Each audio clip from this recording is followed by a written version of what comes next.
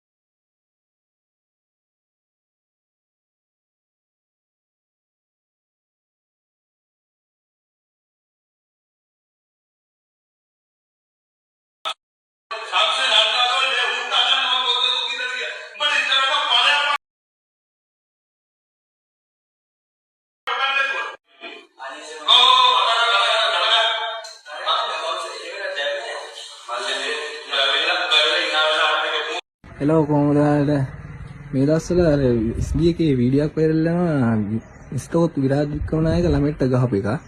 ඒ ළමයා තමයි මට තමයි ගැහුවේ.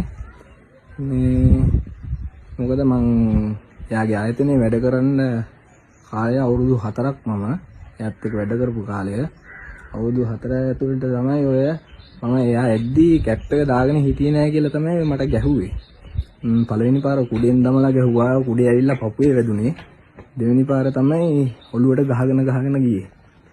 මේ එදා දවසේම උදේ මම ඒ ආයතනයෙන් ආවා එළියට. මොකද ගුටි කකා වැඩ ගන්න බෑනේ අපිට. අපි එතනට යන්නේ සල්ලි කීයක් කර හොයාගන්න. එයාගෙන් ගුටි කන්න නෙමෙයිනේ. සාමාන්‍ය යා ETF එහෙම කපනවා. ETF කපන ගුවට අවුරුදු 4ටම කපලා තිබ්බේ. ඒකට අපිට කොලයක්වත් මුකුත් අර සාමාන්‍ය මාස 6න් 6ට කොල එනවානේ. එහෙම කොලයක්වත් අපිට දුන්නේ නැහැ. මොකද අවුරුදු 4ටම ETF කපලා කොහොමත් ඒක මට හම්බ වෙන එකක් නැති වෙයි.